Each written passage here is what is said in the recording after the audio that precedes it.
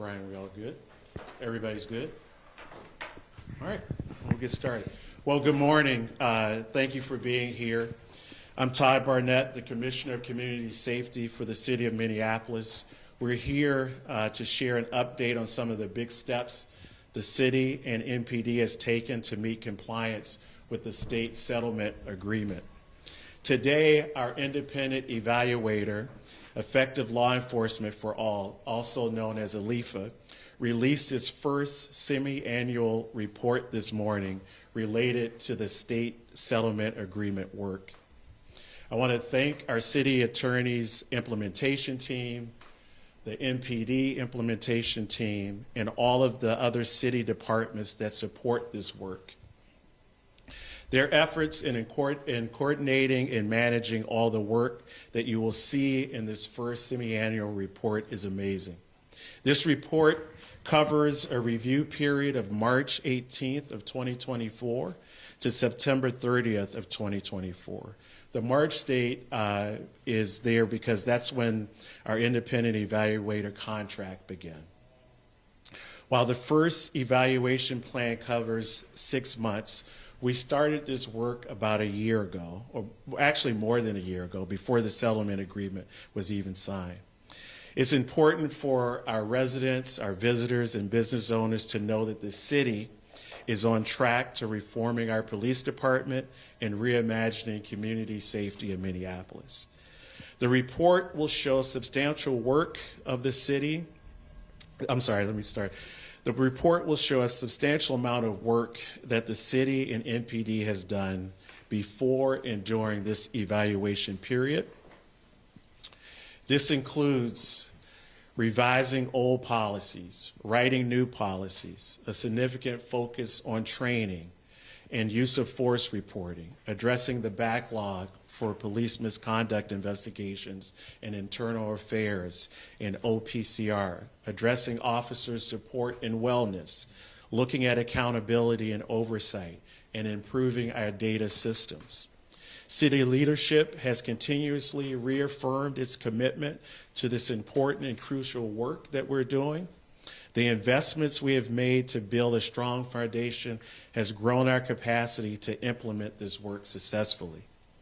This is the beginning of a long journey that will take time, but the city is fully on board and working diligently towards sustainable reform beyond compliance with this settlement agreement.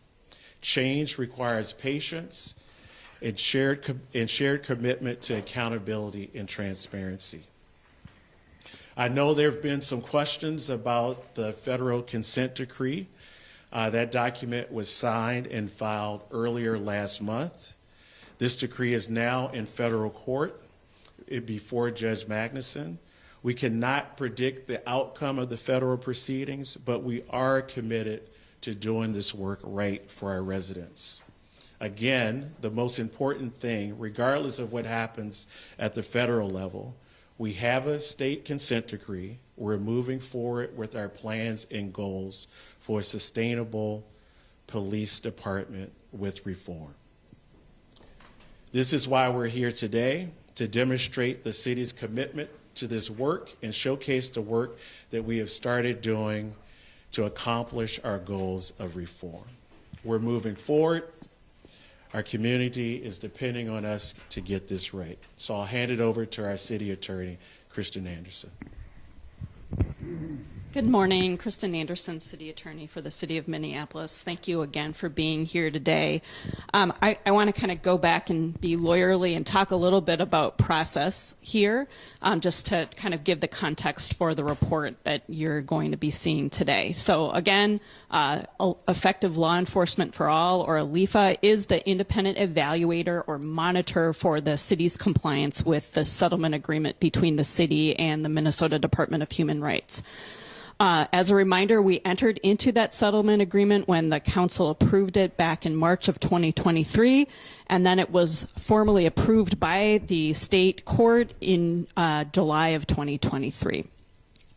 After that point in time, we underwent a process to select the independent evaluator. It was a rigorous and competitive process that included community presentations, included some feedback by the Department of Justice, and we selected OLIFA as the independent evaluator and entered into our contract with them March 18th, 2024, which is why you see this first semi-annual progress report dating back to March 18th, 2024 through September of 2024. So the annual progress reports are actually set forth in the settlement agreement itself. First, the settlement agreement requires in paragraph 407 that the monitor comes up with an annual implementation plan, and that plan sets forth the schedule for what provisions are going to be evaluated during the period of the year. And then paragraph 413 of the settlement agreement sets forth what is supposed to be done in these semi-annual progress reviews. And in fact, the report that you will see on the OLIFA's website actually tracks all of the provisions that are required in the consent decree that a progress review includes. So the process is that every 6 months, for a period of 6 months, OLIFA will evaluate progress.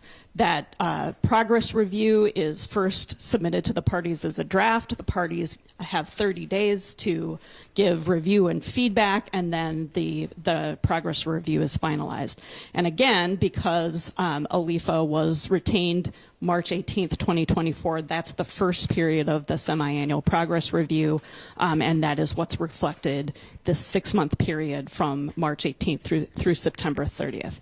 We will be getting a subsequent semi-annual progress review from OLIFA that will then go from the period October 1 through March of this year.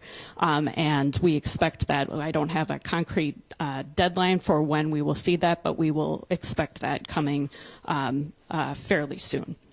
I want to be clear that the city is in constant communication with OLIFA multiple times per week, if not daily, and we don't wait for a report to dictate what we do next. The work is constant, the work is ongoing and outlined by these provisions of the settlement agreement. So there are a couple of things that I want to highlight in the progress review for you in the report.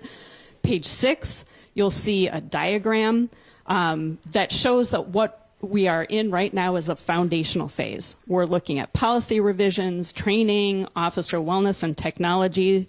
These things have to happen before we can move on to the evaluation phase. So we're really building the building blocks of the entire system so that we have then the ability to grow on that and proceed to the evaluation phase. And all of this, again, is set forth in the state agreement.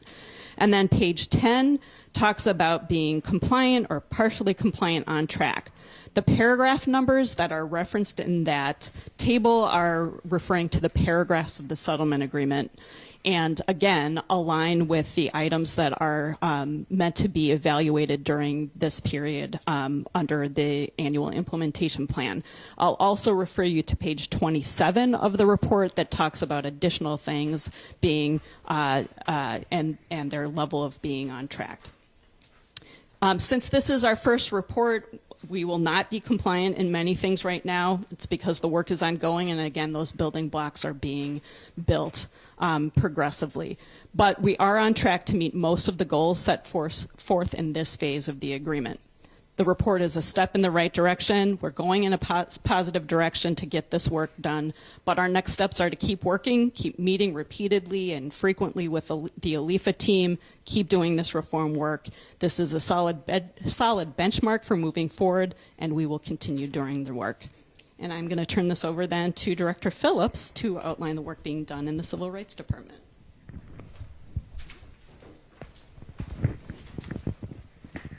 Thank you, City Attorney Anderson. Good morning, all. My name is Michelle Phillips, and I am the Director of Civil Rights for the City of Minneapolis. I'd like to start by saying that this work with the Minnesota Department of Human Rights Settlement Agreement and the impending federal consent decree is a priority for our department, along with all of the other very important work for the Civil Rights Department.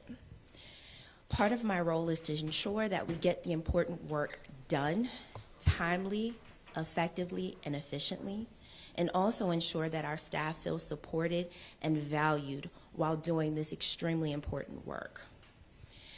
This team is committed to executing our work with the highest level of integrity and impartiality, and in alignment with national best practices.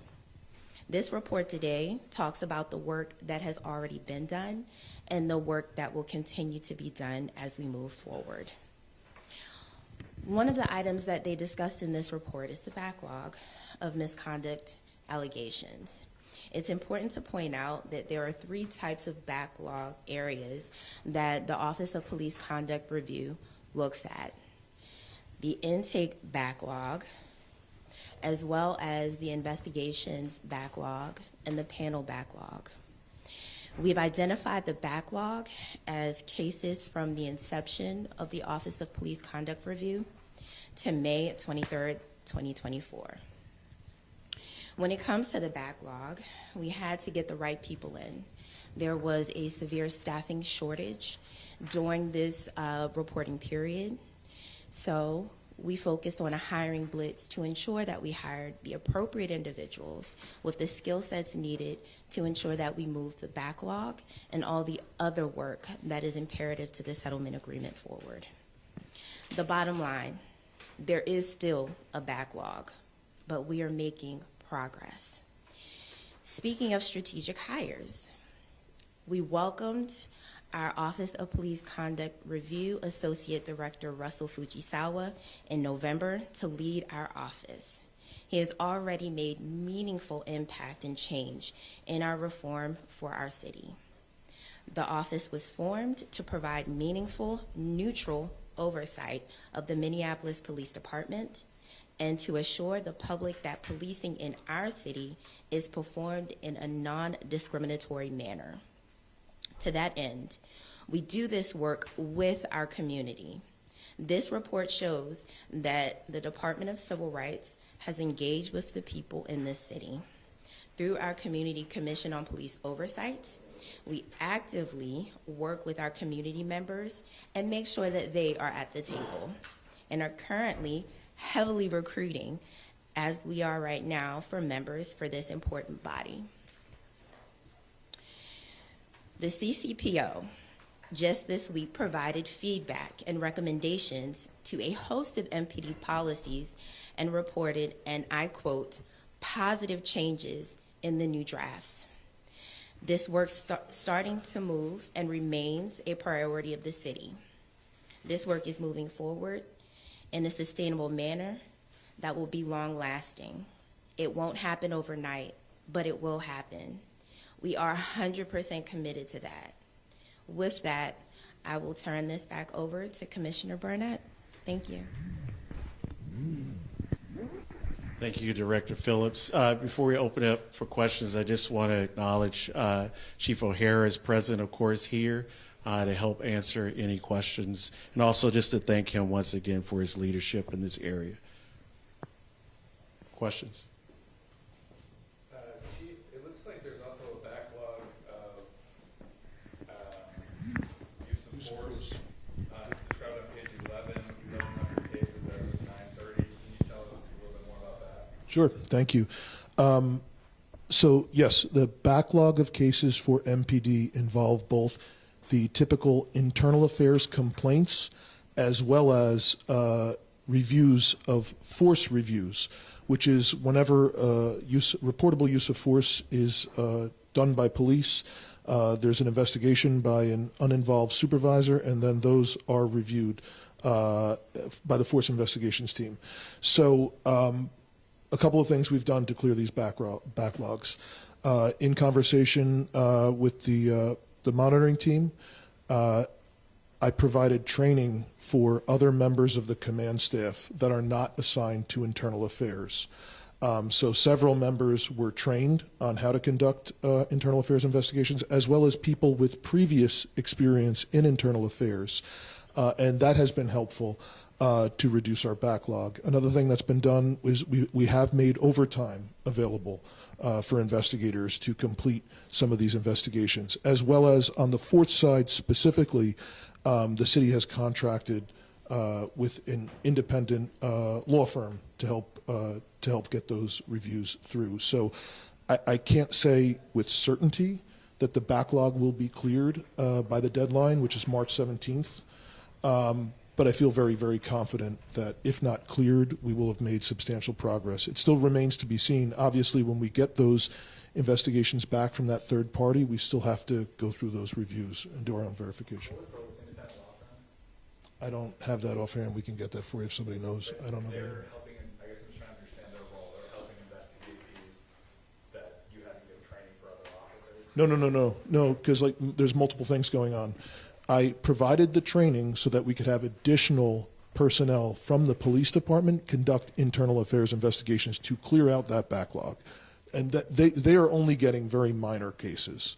And so that has been happening. Separate from that, the city has contracted with a law firm to help with the backlog for force reviews. That's the force investigations team.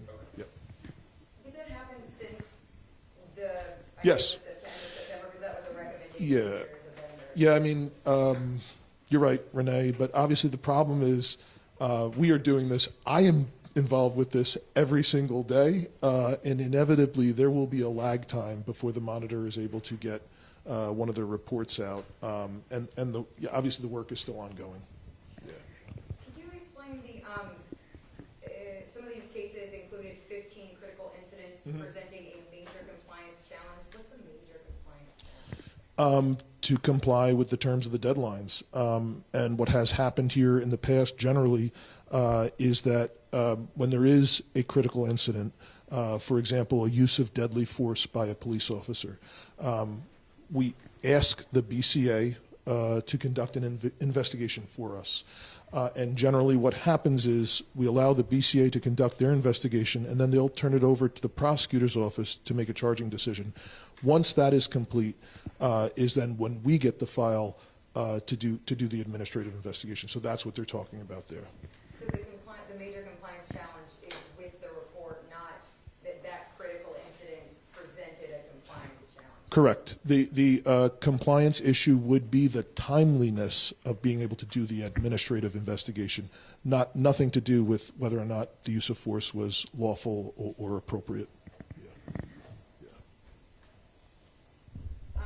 I guess along those lines with the force investigations team, it sounds like, do you feel like staffing is still lacking there? I know that was one of the major tasks that this agreement is going to require. Do you feel like the force investigations team, if not the backlog complete, the team would at least be up to proper staffing by the end of the year? Regardless of the backlog, yes, I agree. The force investigations team is not appropriately staffed. Yes, it's not optimally staffed.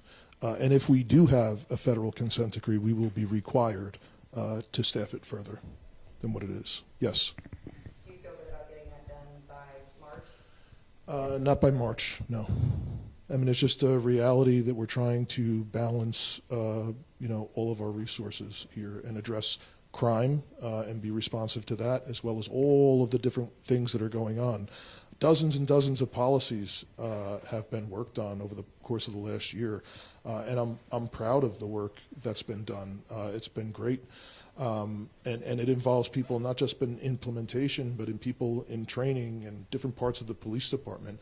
And there's only so much we can do with a police department down 40% sworn personnel and having much higher crime to investigate, as well as now all of this new work under these consent decrees. Yeah. So I think it says in like the release that you're on track to meet nearly all of the year one goals. Can you talk about what year one goals you're not on track to meet? Is that like the backlogs? You can just talk a little bit more about that. So I have a meeting we call Reform Stat every week, where we get everyone on Zoom in the department that has anything to do with any of these topics, and we go through all of them. And so because we do this every single week, I can't think of offhand where we were at the end of this particular reporting period. I can tell you where we are today.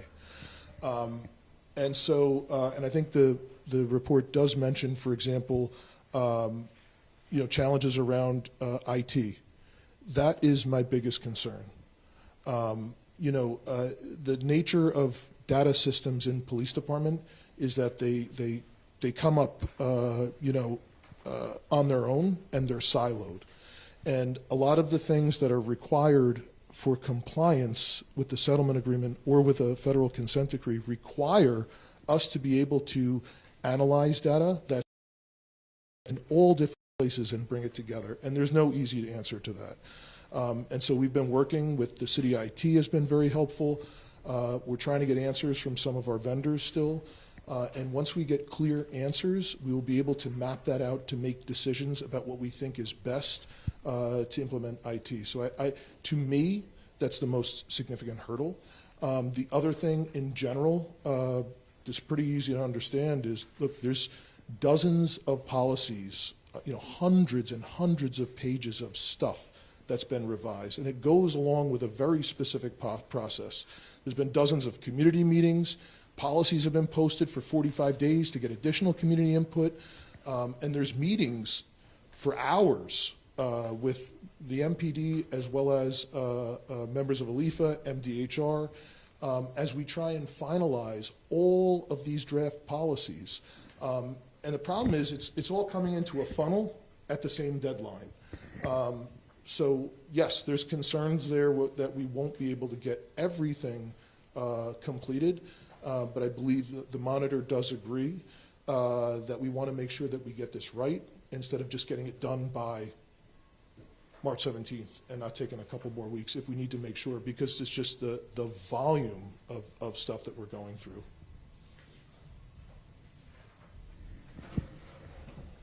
Can I just add just one thing, because I think it's important. You heard Chief O'Hara talk about reform stat in that meeting, and I don't want to gloss over that because that meeting is so important to this work. MPD can't do this work without other departments. So in that meeting, we have Civil Rights Department in that meeting. We have IT in that meeting. We have other city departments in there, so we're working together as one, moving towards one goal. So that, as the chief mentioned, it's not siloed off. So we know about issues way before any deadline. And so this is the city really being connected and moving forward. So I just wanted to add that. Can you point anyone up here to anything in here that you would consider, or maybe a few things, like the greatest accomplishments of this process so far? Greatest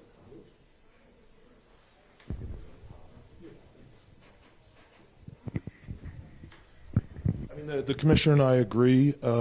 Just by volume, the most significant accomplishment would be all of these hundreds of pages of policies. That each one was a challenge, and simply because of everything that has to go into it. Again, all of the community meetings that were held, all of the input sessions with police officers, posting online to get feedback. It's back and forth, and then internally, back and forth, MPD, city attorney's office, making sure we're dotting our I's, crossing our T's, and then informally getting feedback from the monitor during the process, and finally having these, marathon session meetings with everybody, including MDHR, who is also limited in the personnel that they have that are available to do this stuff. And so being able to bang this stuff out, so much of it I think is the most important thing for a year one in any consent decree. You got to have the policies right first before you can implement anything, and then still before you can implement it, you have to have your training developed, and that all has to be approved. I think there's been phenomenal work done to revise the field training officer program. I'm really happy with where that has gone. That is both policy, SOP, as well as training. All of those three things being developed at the same time. And I think it's great. And I mean, a lot of people have been asking us questions, what's going to happen because of Trump and the consent decree? I mean, people need to know the work that has happened here is real, and it addresses all of the major things that consent decrees in other cities address anyway. And that work has been happening around stop, search, and arrest practices, use of force, investigations of police complaints, supervision, and accountability. And I'm proud of all of that that's happened here this year. And I think the independent monitor would tell you, if you ask them, that there probably isn't any other city that's been through one of these things before that has accomplished so much in this time.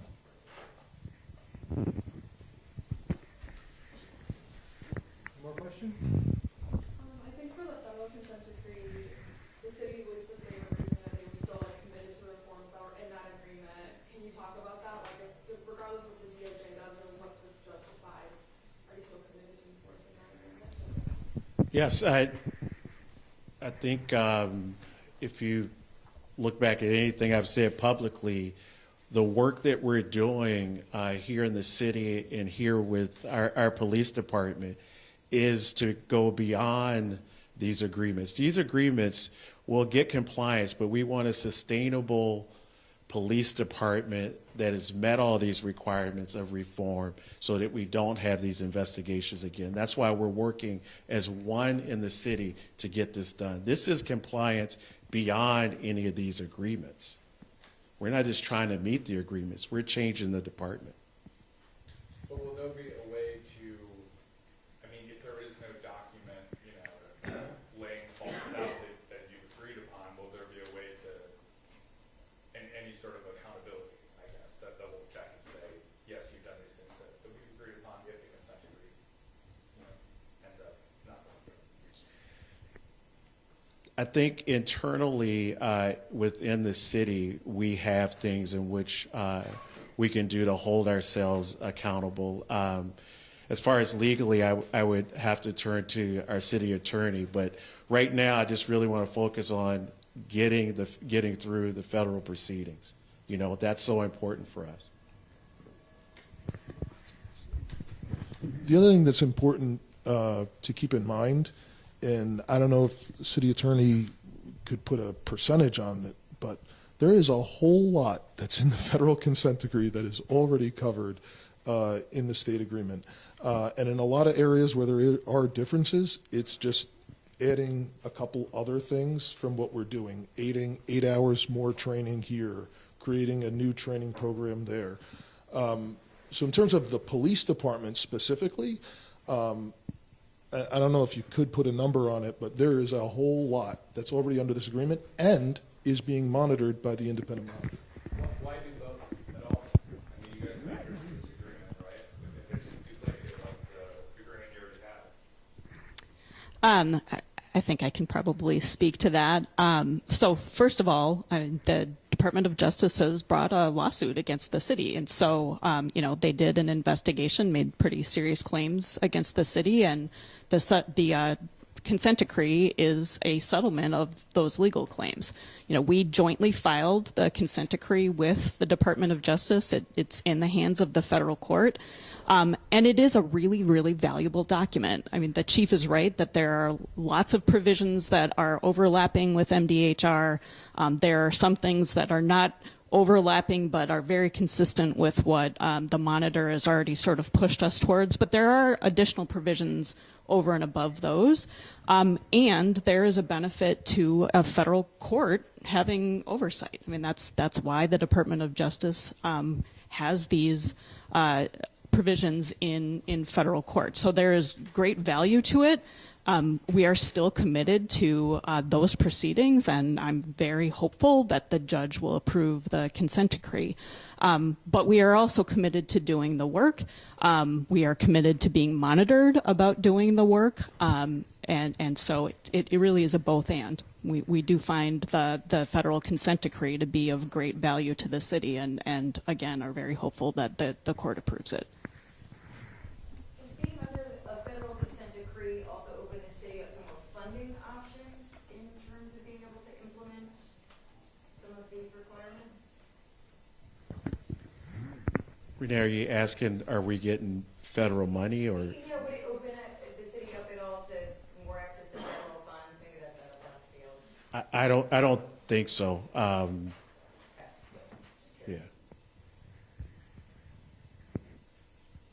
right, any more questions? All right, thanks for All coming. right, thank you. Appreciate you. Thanks. There'll be a press release coming out in about a half hour to an hour.